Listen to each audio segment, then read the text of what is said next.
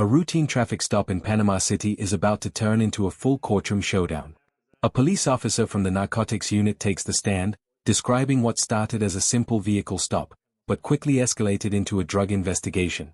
A swerving car, a marijuana smell, and then a search that allegedly uncovered cocaine. But the defendant tells a completely different story. Was this a clean police discovery, or a misunderstanding built on assumptions? As both sides prepare to testify, the truth behind that December 12th stop is about to be heavily contested in court. Of 2023, were you working on that day? Yes, sir, I was. At some point, did you have occasion to come in contact with the defendant, Gary Doles? Yes, I did. Tell us how you came in contact with him. Myself, Sergeant McNeil now, and Investigator McQuay were conducting proactive enforcement within the city limits for traffic and narcotics. We observed a Nissan Juke, a white Nissan Juke, traveling in front of us and swerve into the oncoming lane before making a left turn onto Ninth Court, almost striking another vehicle. We initiated a traffic stop using our blue lights and sirens. This is where the state builds its case step by step. Officer Bales describes observing a Nissan Juke swerving dangerously into oncoming traffic, an immediate red flag for law enforcement. According to testimony, that alone justified the traffic stop. But things escalate quickly: the smell of marijuana, an expired medical marijuana card, and then the discovery of a small bud in the vehicle. The situation intensifies further when officers claim a substance resembling cocaine was found in the defendant's pocket and field-tested positive. But here's where things become critical for the court. The defense immediately challenges the reliability of that evidence. Was the search properly conducted?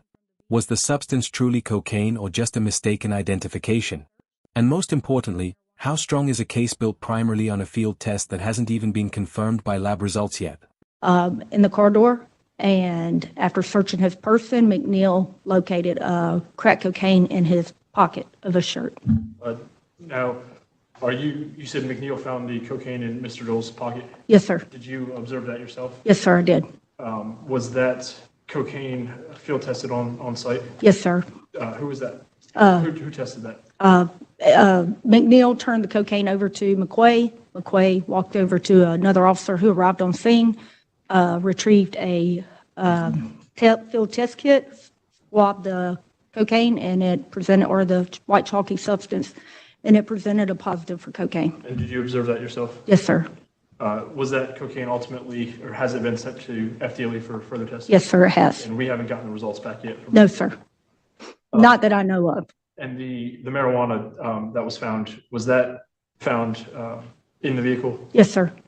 And you observed that yourself as well? Yes, sir, I did.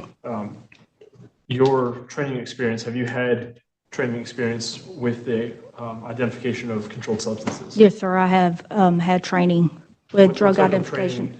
Have you had on identifying controlled substances? I had a 40-hour course back home in Georgia where I served 20 years in law enforcement with drug identification.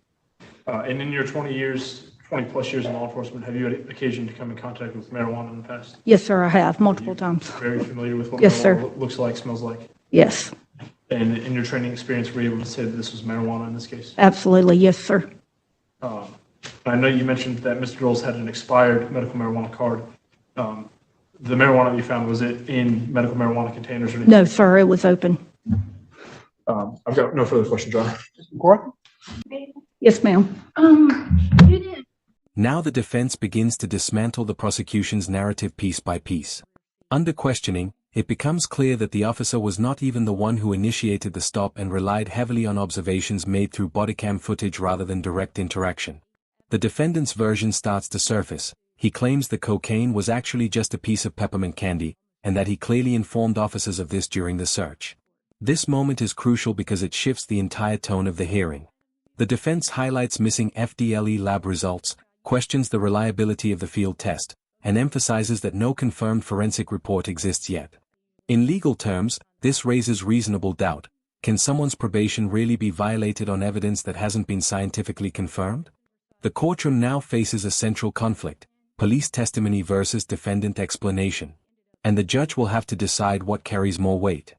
I do not recall who. Upon approaching the vehicle, Mr. Dole rolled the window down for Investigator McQuay. Okay. And really, Investigator McQuay is the one that did everything, isn't he? Not necessarily, no. We were all working together. Okay. Did you talk to Mr. Doles? Yeah, he was actually very, very friendly. He wasn't resisting or anything. He said that he was going to pick up a friend or something to that effect. Did you search him? No, ma'am, I did not. Investigator McQuay and Investigator McNeil searched him, Yes, right? sir, they both did, Okay. in my presence. You were standing there when they were searching him? Yes, ma'am. Okay. And he had some mint in his pocket, didn't he? Yes, ma'am, he did.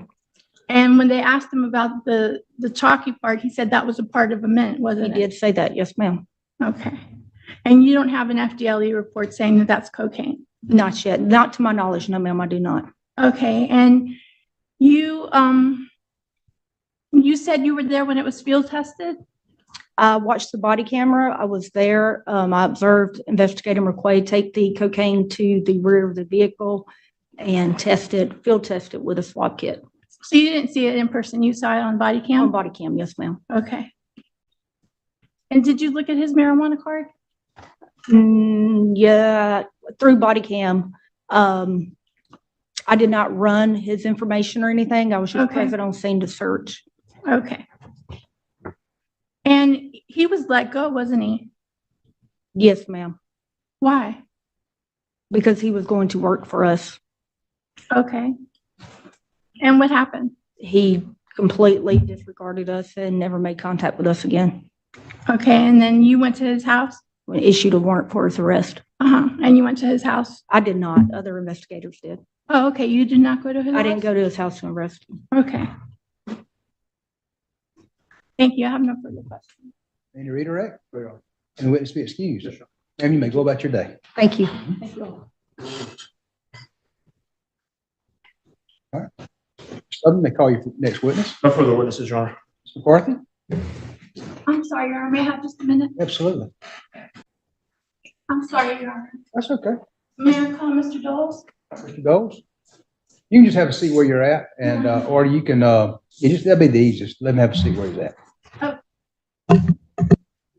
Raise your right hand to be sworn. You do solemnly swear the testimony about to give will be the truth, the whole truth, and nothing but the truth, so help you God. Will help me. All right. Okay, please state your name for the record. Gary Doze. All right. Pull that microphone a little bit closer to him, Ms. McCarthy. Speak up just a little bit. Gary Doze. And where do you live, Mr. Doles? Okay, and this night, which was December 12th, were you traveling away from your residence? Yes, I was. Okay, and were you in your vehicle? Yes, I was. Okay, and you were stopped by Investigator McQuay? Yes. Okay. When he stopped you, what did he do? What was the first thing he did? They have you roll your window down? When I rolled my window down, the first thing came out. I asked, what did I do wrong? Right. And he said, I swerved. I replied to him, I have front end problem with my car. I went around a bump on the road. After that, he opened the door and told me to get out, and he put handcuffs on me. Right. Now, if I would have broke the law, why did he come out putting handcuffs on me? Okay. Now, beyond that point, he took me to the bank. Ask your next question, Ms. McCarthy. And at that time, did you have a marijuana card? Yes, And they asked you about it? yes. And your card was valid 5/27. until 5/27 Yes. of this year? Of this year. Okay. And your probation officer had a copy of that? She got a copy.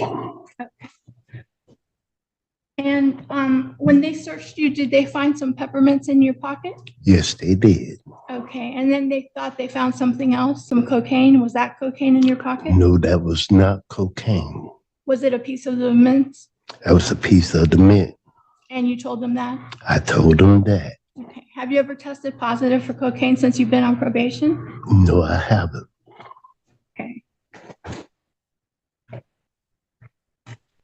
Thank you. I have no further questions. Sullivan? No question, Your Honor. Mr. McCarthy, your next witness? No other witness, Your Honor. All right, state. Your Honor, you heard the testimony from Officer Investigator Bales. There's the testimony is that the medical marijuana card was expired. There's been no evidence other than Mr. Dole's testimony that it wasn't expired. His possession of the marijuana in this case, violates his probation.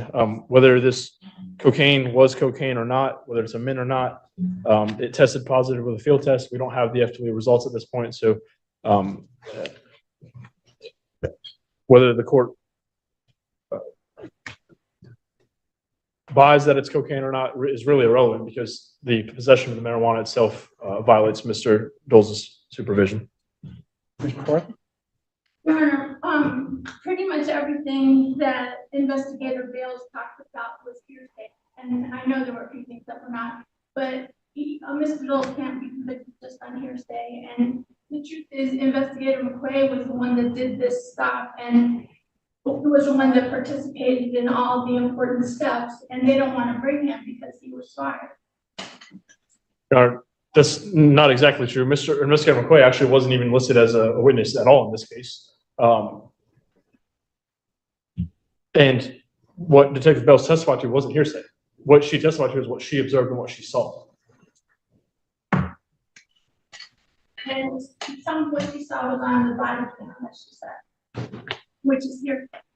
Which wasn't.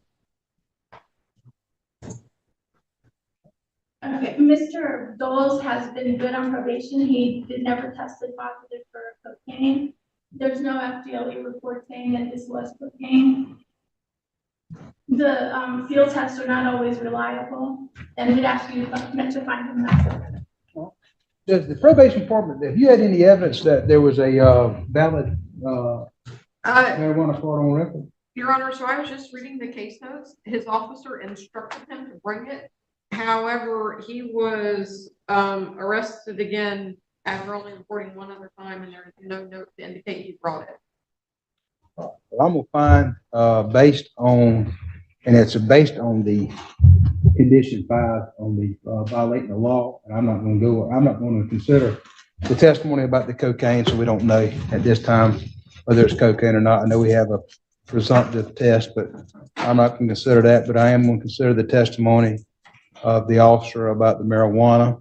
There's no evidence he has a valid marijuana card, and I'm going to find that he willfully violated the terms and conditions of his probation. You talking?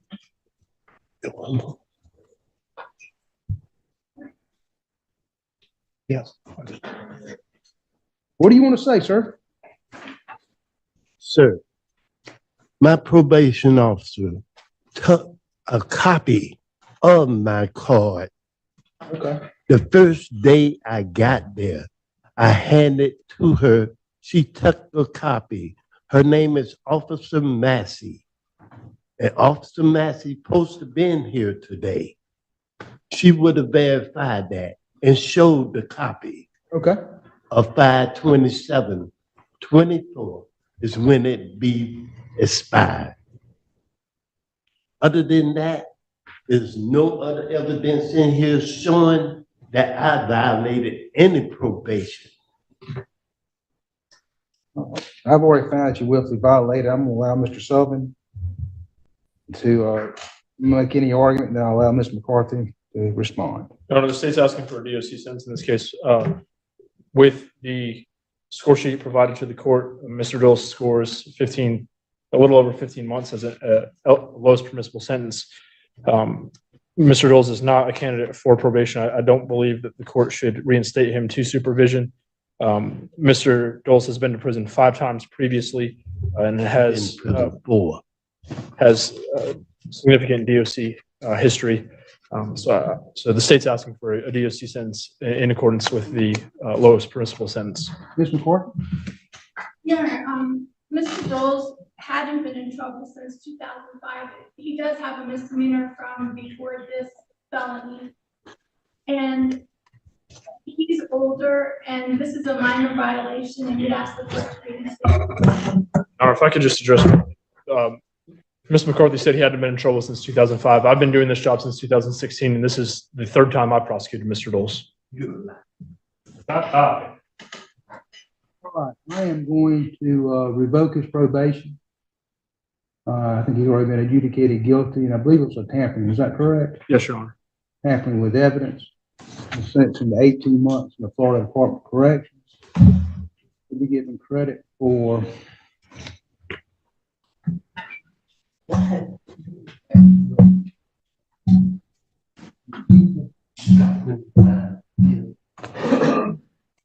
no probable cause for the stop of the vehicle.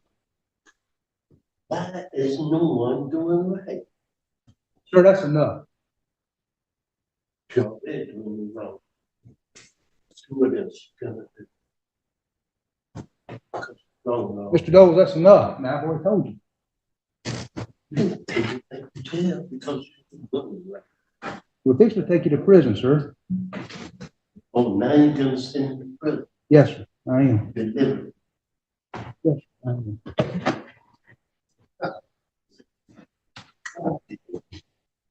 God, no.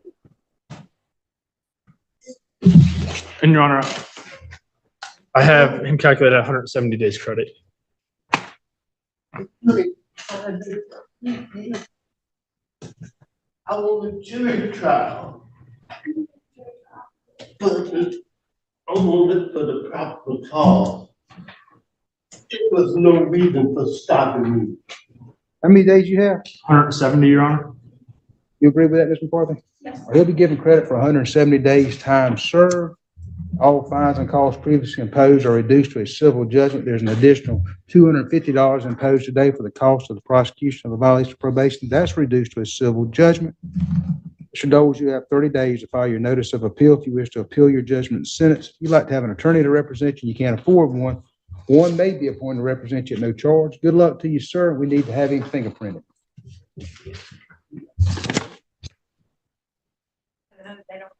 Yeah, let's set him for July, is that 18th?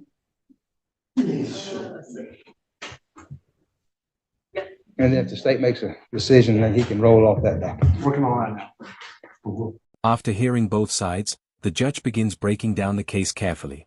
While the cocaine allegation is ultimately set aside due to lack of confirmed lab results, the marijuana possession becomes the deciding factor. The court determines that the defendant did violate probation conditions based on that possession, regardless of the medical marijuana argument presented. The judge also considers the defendant's prior history, the supervision conditions, and the arguments from both prosecution and defense. In the end, the court revokes probation and imposes a sentence with credit for time served, 170 days. Additional fines and costs are converted into civil judgments, and the defendant is advised of appeal rights. This case highlights a key reality in the justice system. Even when one allegation falls apart, another proven violation can still completely change the outcome. It also raises broader questions about field testing, evidence confirmation, and how probation conditions are enforced in real-world situations. So now the question is, do you think the outcome was fair based on what was proven in court? If you found this case intense and eye-opening, make sure to like this video, share your thoughts in the comments, and subscribe for more real courtroom breakdowns just like this one.